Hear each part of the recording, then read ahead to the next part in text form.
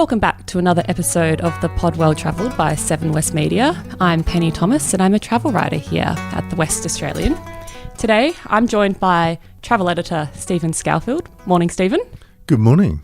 Today's show, we've got a few things to sort of chat about. We'll sort of start off by talking about Qantas's new CEO and what's happening there. Then we'll chat about airline food to see what everyone's doing in that sort of area at the moment. And then we're actually going to talk about my upcoming honeymoon and how I'm going about planning it. And then we've got some excerpts from your recent trip to Africa. Yep. Live from Africa. Well, not exactly. I was live when I was there. Yeah. So I guess let's dive into it.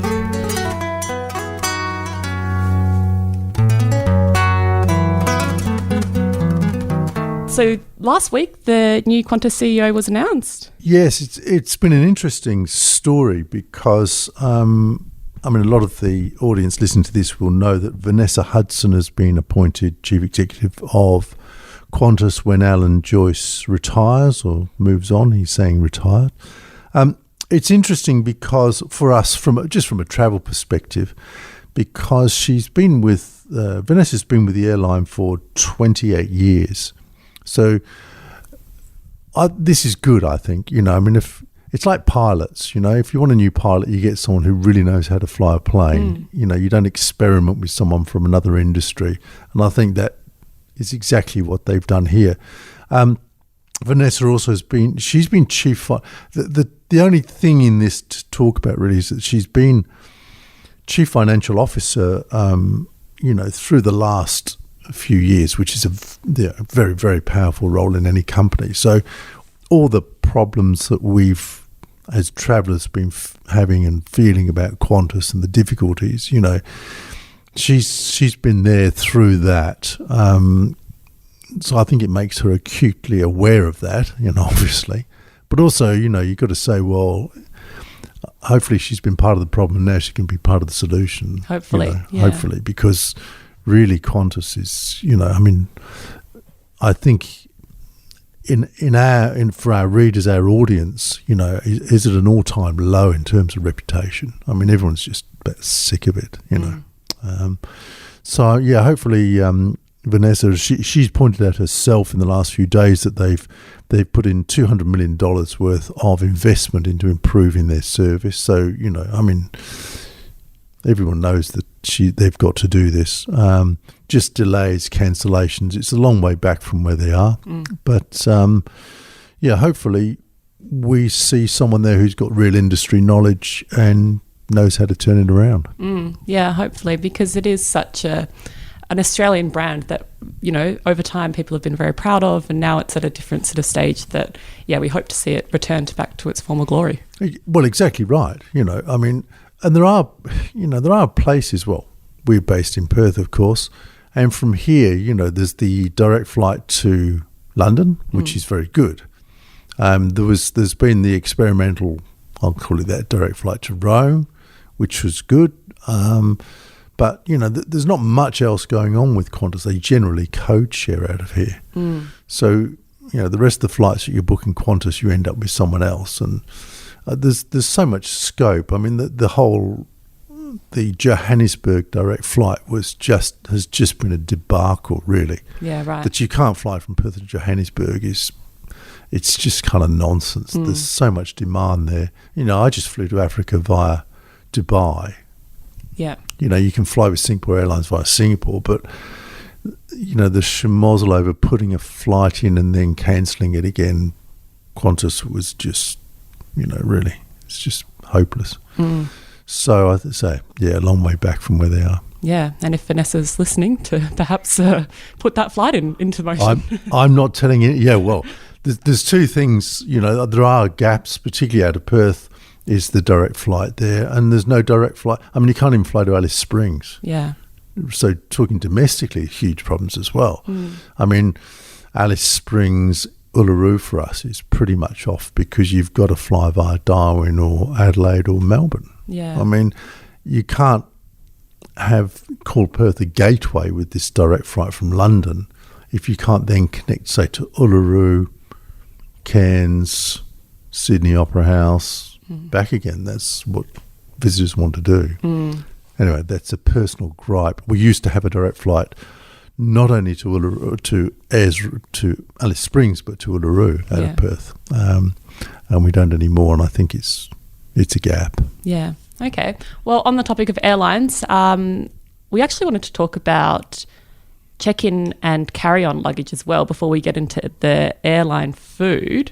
What have you been finding in that space recently? Well, yeah, it's something that comes. You've just had an experience of this yourself. Yeah, haven't you? no, I did. I flew over to Sydney a couple of weeks ago, and as I was boarding the plane, a lot of people had their carry-on suitcases, which is sort of the norm in this day and age after COVID. With a lot of the airport facilities, especially with baggage handling, that's the word I'm looking for. Thank you. Baggage handling. We've seen a lot of sort of suitcases go missing and whatnot. So people are going to their next destination with just carry-on. But because of that, the flight that I was boarding, too many people had carry-on suitcases. So if you had a bigger suitcase with you, you had to then come up to the check-in staff and it would go under the hull for the rest of the flight, which sort of defeats the purpose, I guess, of having your check-in luggage as well. So luckily I just had a small backpack because I had already checked in a suitcase with all my stuff that I was taking over for Sydney. But so I could keep mine. It was also able to go under my seat if needed. So that was fine. But yeah, I found it interesting that there isn't enough space sometimes for check-in, carry-on suitcases. Yeah, that's right. And particularly, Qantas flights, every plane has, every airline puts a different number of seats in a plane. So, 737 or a 380, whatever it is, different configurations. And I have to say, Qantas planes are noticeably tight. They put in a lot of seats. So if you've got, three here and three there, you just can't possibly take that many cases. Yeah. It's been a subject that's come up with the audience because I have a suitcase called Casey, who's got his own little thing going. But then because of this carry-on situation, and just to mention that, airlines aren't responsible for unloading baggage. So they subcontract that to companies like Dinata or Swissport. So that's been the delays has been in staffing levels and so on for unloading planes. That's why everyone's standing around for an hour waiting for their luggage. So we're taking carry-on. So I have a carry-on called Just In Case, which is beside the point. But Justin, and I've been asked by quite a lot of people now what Justin's dimensions are. So Justin is 500 by 360 by 200 mils. Now, the last measurement's a really important one, and it's really worth knowing that different airlines, and when you get into this sort of high stakes game where they're going to put in the hole or not, this is really important. So I mentioned it's 200 mils or 20 centimetres deep, which is the sort of thickness of it, if you like. Lots of carry-ons that you buy are 230, and some airlines do restrict to 200. The classic example is Emirates, which is 200. So a lot of the carry-ons you buy are 230s, but then most airlines are 230. So all I'm saying is check the airline because they each have specific criteria for carry-on, which internationally is pretty important. So yeah, definitely. And also, I was just looking through and it's an obvious thing to say, but lots of us, lust after Rimowa aluminium luggage, the classic ribbed luggage. But their aluminium carry-on is 4.3 kilos before you started. Yeah. So, that's more than half your weight generally done on the case itself. So obviously goes without saying to think about that. Yeah, it's definitely something to factor in. Yeah, it is. There are lots of super light carry-ons around. I think that's a good thing. Yeah. It's a good thing. Okay. I guess airline food. We've got, is it Emma that's just written an article that's about to be published? Yeah, Emma Kelly, who's our aviation writer, has been looking at aviation food, and we've actually got a story which is going in print on the 13th of May, this Saturday for us, but we'll also be online at the West qantas.com.au/travel. Emma's fantastic, such a great aviation writer to be working with. Very, very lucky. But she's been looking at, the quality of food, but also the sourcing. We all know that in this world, well, I was going to say air miles, but sourcing foods, knowing the source, that's SOURCE, I suppose. Mm-hmm. Knowing the source as well, I suppose, is important. Lots of plant-based. They've been sourcing plant-based proteins. They've been they're conscious of as travellers, our interest in paddock to plate, farm to fork initiatives, sustainable procurement, and I'm so interested in this because these industries are so massive. Yeah. And the produce used is, although it's small portions, is so massive that's actually how you kind of change the world, if you like, is when industries like this take these sort of subjects seriously. Yeah.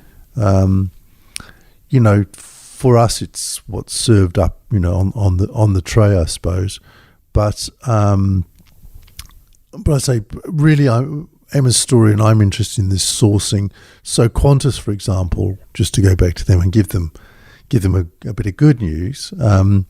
Their program now, they've got new dishes, larger portions, and high quality ingredients from premium Australian producers. So there's been a complete overhaul of their domestic economy menu last October. So you'll see that there will be a vegetarian option for all meals on the airline, because they dropped that vegetarian option and got a really big backlash. Yeah. So, they need to have that on there. In international services, they've been sourcing and naming, Queensland crab, for example. The pork salad is, they name where that comes from.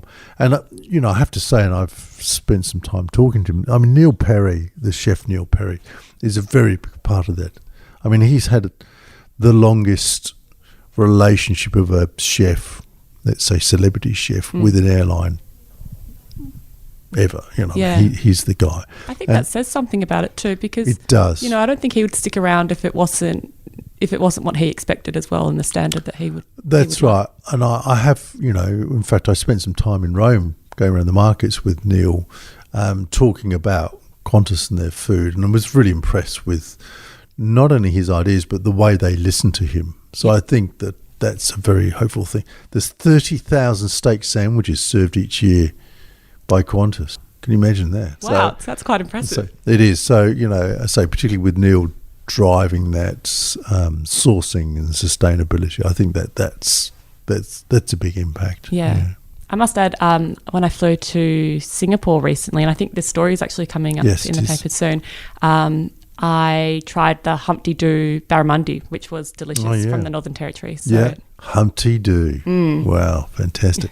It's been so great to see those industries do well in the north, just farming barramundi. They farm barramundi in Asia and other places, but having the sourcing from Humpty Doo is great. Classic. Good. So, who are you flying with to America? I'm flying with Cathay Pacific. Ah. So they had a little deal on that we sort of, my partner and I got on board with, booked our flights and, locked that in a few months ago, and then sort of forgot about planning the honeymoon and got back to planning the wedding, and now we're sort of in the midst of quickly planning our honeymoon. Yeah. But you've done the right thing, isn't it? Once you've got a start date and a finish date with flights, then you fill in the gaps. That's exactly the way to go. Yeah, but it's been a lot of fun. I was just saying to you off air, we've locked in our accommodation for New York now, and we've got a few friends and family to stay with in places like New Orleans and Pennsylvania. Yeah, just talk us through that decision making for New York. It's interesting. Yeah, well, New York, as everyone will know, is such a big city, and there's so much happening there that the demand, I guess, for accommodation is fairly high, whatever time of the year. We started off just by looking at short stay rentals, just because I thought it could be a better option, a more affordable option. But a few weeks after sort of investigating that, I found that we're better off going with a hotel, just because It's just two of us, and I think we sort of wanted it to be a little bit more special than just going into another person's house, like an Airbnb, for example. And because we wanted to make it special, we don't have things like saunas and stuff that are readily available for us in Perth. We don't even have like a bathtub in our house. So we wanted something that had those extra sort of amenity as well. So what we did was we just jumped onto one of those regular booking sites for hotels and typed in 5-class hotels, or selected that in the criteria, with a spa. That was another one. Then they all came up and we just sort of went cheapest to most expensive, and then just sort of found the most affordable option. And then once we saw that, we went directly to one particular hotel's website, contacted them directly, and actually got a cheaper deal than what was on that site. So that was a really great way for us to find somewhere quite nice to stay. And I guess I haven't stayed there yet, but it is the Evelyn Hotel, which we're really looking forward to. Yeah, it's good. That's a good. It's an interesting way that you've done it. It's a good way to do it. And as you say, to then hop onto the direct website, and increasingly the industry is trying to do that, is to get direct bookings and offer the best price. Yeah, direct. And you feel a bit more confident. I don't know why. It is just to actually deal with them and speak to them and get the booking all locked in. You're absolutely right.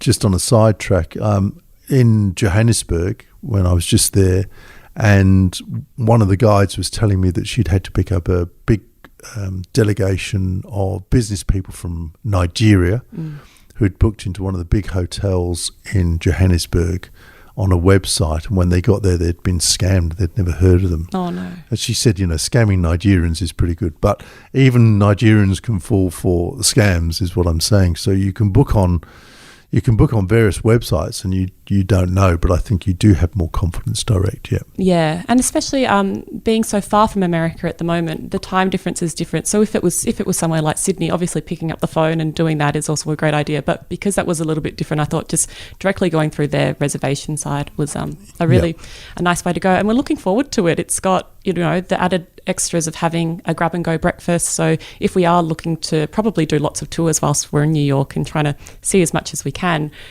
just grab a croissant from their little bakery or something like that and go do our thing for the day, which is something you also don't get when you are staying at a short-term rental. So we're very happy with our choice, and hopefully I'll have to write about it when I'm back to report back. Yeah, that's good. Well, this is a good choice. And you get restaurants, at least you've got a restaurant presumably in the hotel, in the Evelyn you have, and then they always provide, the moment where clusters happen, so you'll get diners and things around them as well. So. Yeah.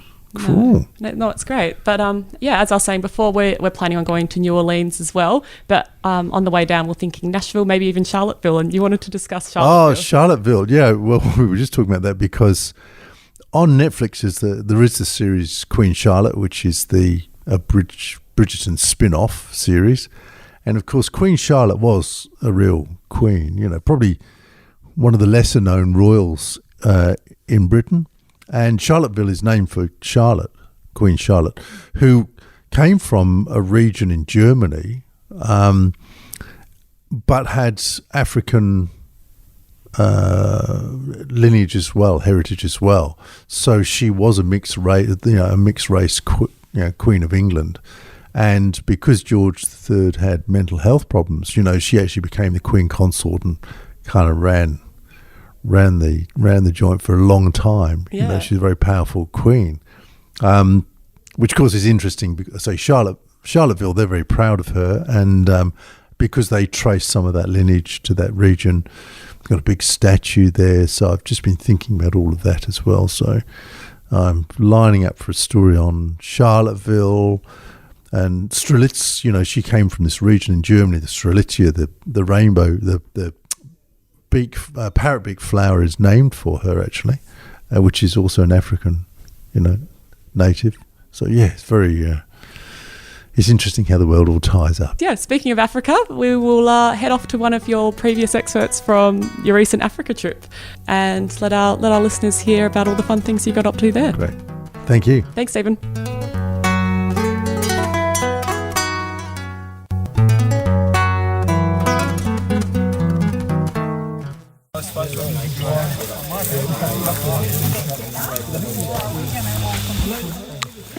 The sound you can just hear behind me is partly the African bush, and partly the sound of happy guests, I think, we've gathered around a waterhole in Botswana, in the Okavango Delta.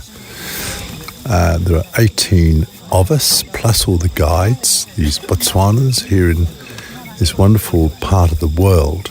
We're at Machana Bush Camp here on a travel club tour, and we've just completed 2 fantastic days of game drives here in the Okavango Delta.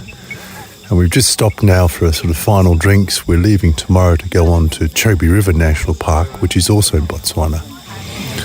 Yesterday was a spectacular day, which began with 6 lions and a standoff between them and the hippo that were in the water body in front of them in the Kwai River here.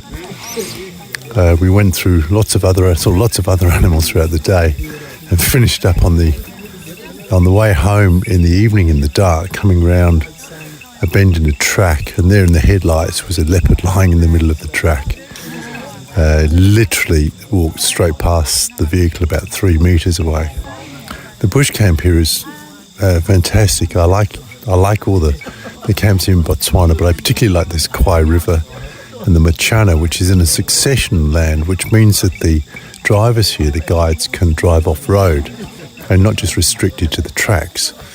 And Albert here, our guide, and Moss and Sean have been doing a wonderful job in seeking animals following tracks. We've had lots and lots of elephants today, and big elephants stopping and right around the vehicles.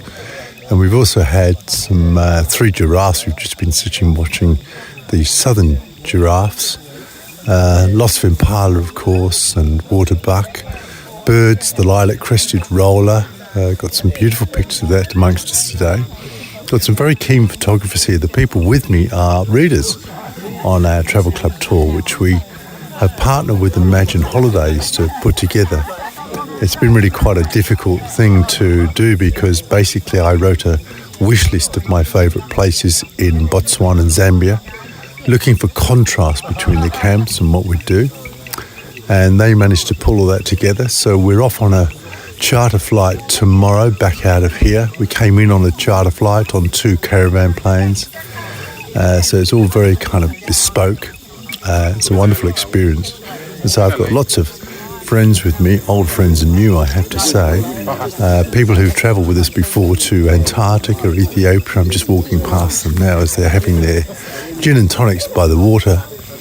And if we leave them behind, you'll hear that behind me recedes the sound of the guests, and in front of me is the sound of the water body in the African bush.